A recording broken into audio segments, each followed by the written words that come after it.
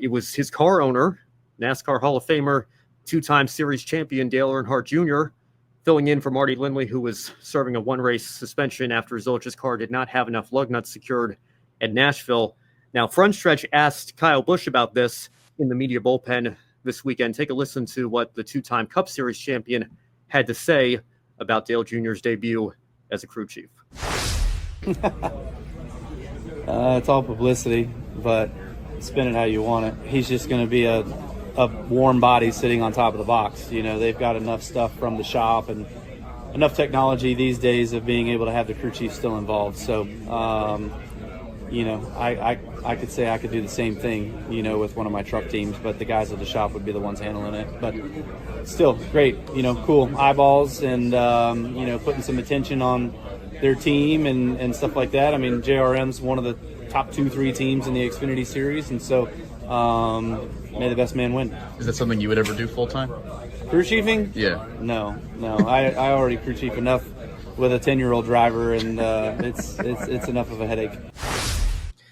All right. Well, you know, Dale and Kyle have a little bit of a history together. Of course, that clip made the rounds on X, formerly known as Twitter. Kyle issued a clarification from his account saying this has nothing to do with any animosity towards Dale Jr. I'm referencing how silly the suspensions for crew chiefs are these days with all the technology they have to stay in contact with their teams. I'd say the same thing if Jeff Gordon went on a Hendrick Motorsports box as a crew chief. Brandon, do Kyle's comments have any merit here? Do you think that this was mostly just a publicity stunt, or do you think perhaps there is some merit to what Dale Jr. accomplished as a crew chief on Saturday at Pocono? Well, first of all, I want to thank Dalton there at Front Stretch for asking the fun questions like that, and also for Kyle Busch playing along there in the media bullpen. But yeah, that is you know, it is funny to look at it that way of, you know, maybe it is just you know, how good would this be if Dale Jr. got on the pit box as crew chief and Zilisch ended up winning the race, which he did. So it made for a great story on both fronts. And now Dale Earnhardt Jr. becomes a person in elite company where possibly one of the few who has won a race as a driver, as a team owner, and now as a crew chief. Whatever category that is, I'm sure Seth Eggert and company will be able to create a list for it, and we can keep track of who else can take that down. But you know, Kyle Busch might have some merit to what he was saying there at the beginning, but his main gripe with, like he said, is with how silly suspensions are, and you know, the archaic idea of thinking taking a crew chief away from the physical racetrack is going to keep them away from helping their team out at all. Like they have all the capability to do that from remotely. And we know these big budget teams have those data centers, those control centers, basically like NASA, where they are just, you know, watching mission control from afar and are able to help them in all those different ways as if they're right there on top of the box with them. But, you know, knowing Dale Earnhardt Jr., he's not going to do anything just for, I don't think he's doing anything for publicity nowadays. He does all these things because he really loves to do them.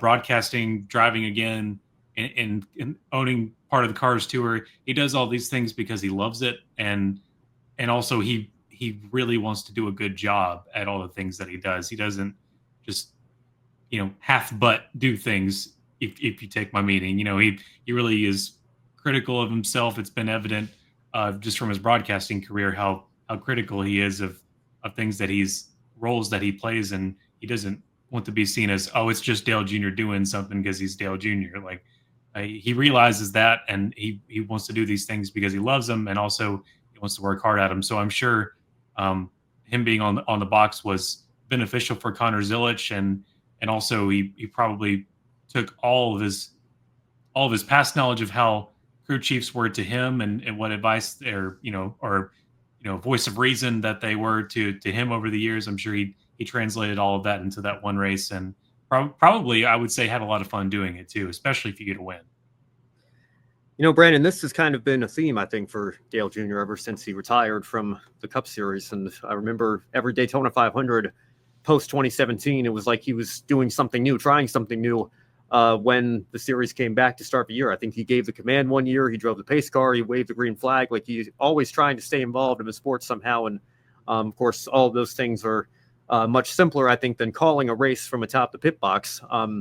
So I think what Kyle's saying here is, of course, if whoever would have filled in for Marty Lindley, if it wasn't Dale Earnhardt Jr., we'd probably only be talking about Connor Zilisch right now on this show, right? Of course, the fact that Jr. did it does bring a little bit more attention to what's happening in the race and on the broadcast, I'm sure, and for their sponsors. And certainly Zilisch winning it and parking it in victory lane only increases that even more.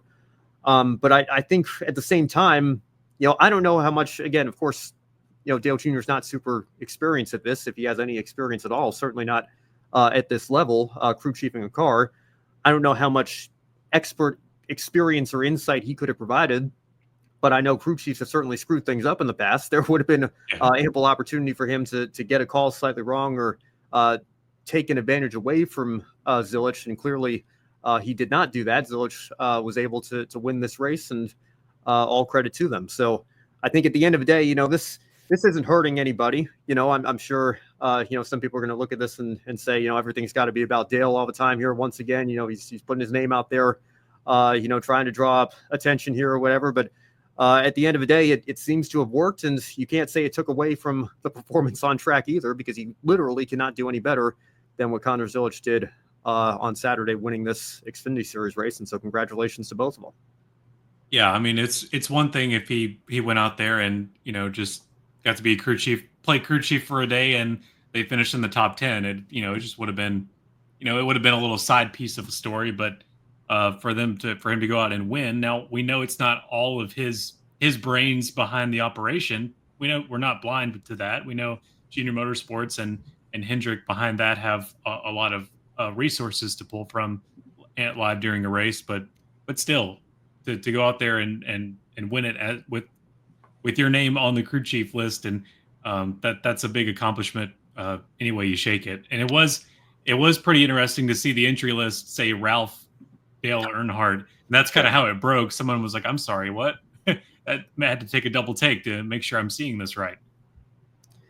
Yeah, well, and I think it's important to remember as well, some of the best crew chiefs used to be drivers. Now, Paul Wolfe and Rodney Childers, for example, they didn't have the same level of success behind the wheel as Dale Earnhardt Jr. did in their Busch Series careers, and certainly what Jr. accomplished at the Cup Series level. But they come from that first career and then transitioning that into a crew chief career, and they've won Cup championships and been able to parlay that into a nice second career in the sport for them.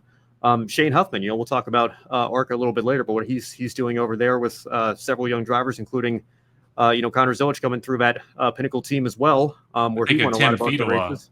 I think of Tim Fiedel all the time on Tim the Fiedel, and spotters too. Yeah, I mean, a lot of them, bring that valuable insight as former drivers here. So I'm sure for Dale Jr. again, it's very different. Once you get on the pit box and are actually doing it in the moment, I'm sure. But he may not bring any experience having done that, but he can. It's not like he knows nothing about the sport. He drove in the sport for over 2 decades. Is still doing one-offs here. I don't know if we'll.